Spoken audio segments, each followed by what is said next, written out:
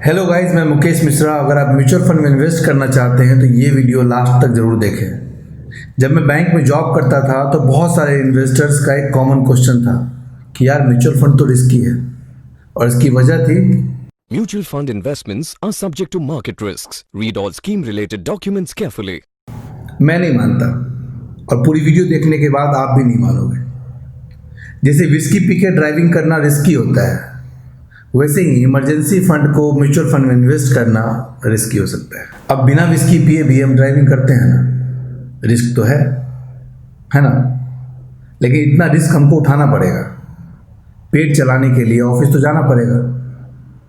तो mutual fund में invest करने से पहले हम अपनी इमरजेंसी फंड का फिक्स डिपॉजिट करेंगे, और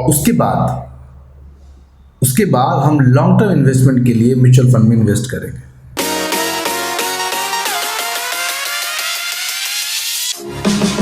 तो आज हम बात कर रहे हैं Axis blue chip fund growth के बारे में।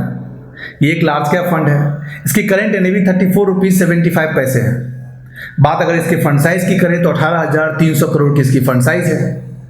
लार्ज कैप फंड में भी बहुत कम ऐसे फंड हैं जिसका फंड साइज 10,000 करोड़ या उससे ज़्यादा का हो। ऐसे में हम कह सकते हैं कि लोगों ने इस फंड में पैसे और ट्रस्ट दोनों बनाकर रखे हैं, और क्यों ना हो, इस फंड ने हमेशा लोगों को रिटर्न दिया है। बात अगर हम पिछले एक साल की ही करें तो ग्लोबल मार्केट स्लो डाउन है। इंडियन जीडीपी लास्ट 30 साल में सबसे निचले स्तर पर है बिकॉज ऑफ पेंडेमिक। फिर भी इस फंड ने 11% का लोगों को रिटर्न दिया है।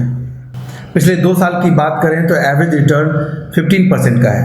पिछले 5 साल की बात करें तो एवरेज रिटर्न 13% का है। ये फंड जनवरी 2010 में इसका एनएफओ आया था, तब से लेकर आज तक पिछले 10 साल की बात करें तो एवरेज रिटर्न 12.12% का है। आपको एक एग्जांपल के तौर पे बताता हूं कि अगर आप 10,000 रुपये इस फंड में जनवरी 2010 में लगाए होते तो आज उसकी वैल्यू 34,750 रुपीज़ होती। मतलब 24,500 का आपको प्रॉफिट होता। सेम टाइम अगर 2010 में आप 10,000 रुपये फिक्स डिपॉजिट में रखे होते तो उसकी वैल्यू आज की डेट में 18 to 19,000 के आसपास में होती है। मतलब आप 8,000 रुपये प्रॉफिट बुक कर पाते, और यहाँ पे आप 24,000 रुपये प्रॉफिट बुक कर पाते। ये डिफरेंस है म्यूचुअल फंड में। अब हम बात करेंगे इस फंड के फंड मैनेजर की और उस स्टॉक की जिसमें फंड का मेजर इन्वेस्टमेंट है। तो इस फंड के फंड मैनेजर हैं सुरेश दवलकर, जो इस फंड को नवंबर 2016 से मैनेज कर रहे हैं। इक्विटी मार्केट में उनका 10 साल का एक्सपीरियंस है। Information technology, telecommunication services, industrial and utility services में उनकी अच्छी खासी पकड़ है। तो हम कह सकते हैं कि हमारा कैप्टन जो है वो विश्वसनीय है। अब हम बात करने वाले हैं उन 10 स्टॉक्स की जिसमें इस फंड के मेजर इन्वेस्टमेंट है।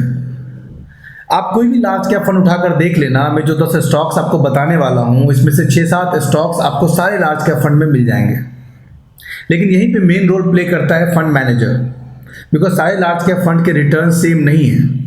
तो फंड मैनेजर जो है उसका यहाँ पे रोल अहम हो जाता है कि कब कितना परसेंट कौन से फंड में कौन से सेक्टर में इन्वेस्ट करना है, कब किससे कितना परसेंट विड्रॉल करना है, ये कॉल उसके ऊपर है और उस पर हमारा डिपेंड करता है एनएवी। तो अभी हम फिलहाल यहाँ पे बात करते हैं कि इसका इन्वेस्टमेंट कौन से स्टॉक्स में कितना है। तो सबसे ज़्यादा आज की डेट में इसका इन्वेस्टमेंट है एचडीएफसी बैंक में, जो 10.7% है।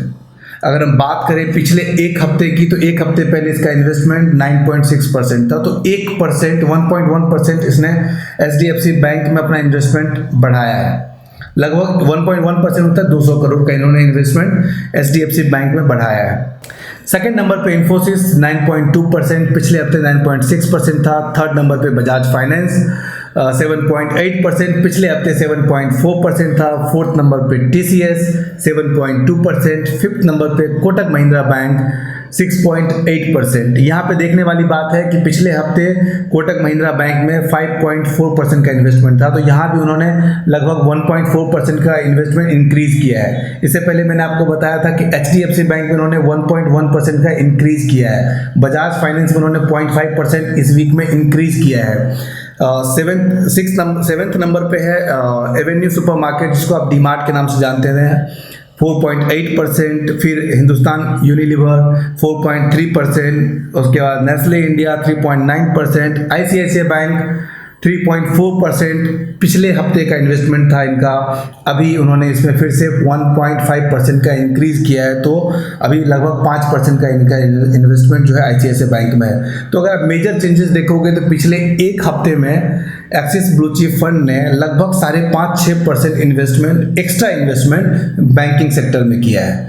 यही डिफरेंसेस जो है आपको दिख जाएंगे दूसरे फंड में और इस तरह के फंड में जो ज़्यादा रिटर्न देते हैं। तो लेकिन एक बात मैं आपको कहना चाहूँगा कि जो टॉप 10 फंड्स मैं आपको बताया, इसका अगर आप इस फंड में पैटर्न देखोगे तो 65% का इन्वेस्टमेंट जो है वो 10 स्टॉक्स में रहा है। वो इस हफ्ते भी है, जबकि 5% इन्होंने स्टेक अपना बैंकिंग सेक्टर में बढ़ाया है, फिर भी 65% ही है। पिछले हफ्ते भी था और एक महीने पहले भी यही था और एक महीने आगे भी यही इनका अप्रॉक्स यही इनका पैटर्न रहेगा कि 65% जो अमाउंट है वो इस 10 स्टॉक में, बाकी जो 20-25% इनका इन्वेस्टमेंट है, बिकॉज 85% के आसपास में इनका total investment large cap fund में है, जिसका 65% मैंने बता दिया कि इन 10 स्टॉक में है। बचा जो 20% है वो 20-25 स्टॉक्स में 1%, 1.5%, 2%, 0.5% इस तरह का उनका इन्वेस्टमेंट है। तो अब हम बात करते हैं इस फंड के बारे में कि आप इसमें कितना इन्वेस्ट कर सकते हैं। तो आप SIP में मिनिमम 500 रुपीज़ से इसको स्टार्ट कर सकते हैं और one time investment minimum 5000 rupees है। मैं ये रिकमेंड करता हूं कि आप ये फंड बाय करें, अपने पोर्टफोलियो में इसको ऐड करें। बात करें इसके एंट्री लोड की, जिसकी एंट्री लोड नील है। एग्जिट लोड की बात करें तो यस, एग्जिट लोड अगर आप विद इन ईयर विड्रॉ करते हो तो जो 10% पे आपको एग्जिट लोड नील है, लेकिन रिमेनिंग 90% पे आपका एग्जिट लोड 1% है।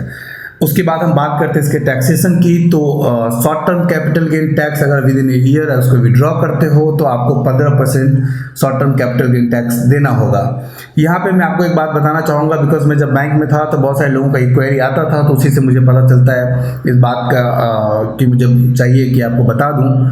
तो ये जो 15% आपको टैक्स देना होगा, ये 15% आपके प्रॉफिट में से लगेंगे, प्रॉफिट नहीं होंगे तो नहीं लगेंगे, तो आपके प्रिंसिपल में से कोई टैक्स अमाउंट नहीं कटेगा। अब बात करते हैं long term capital gain tax की। आफ्टर 1 ईयर अगर आप इसको विड्रॉ करते हैं तो 10% आपको long term capital gain tax देना होगा।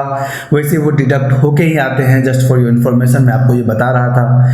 ये वीडियो आप उन दोस्तों के साथ जरूर शेयर करें जो इन्वेस्टमेंट करना चाहते हैं, और इस चैनल को सब्सक्राइब कर लें ताकि इस तरह की वीडियोज़ आपके सामने आते रहें।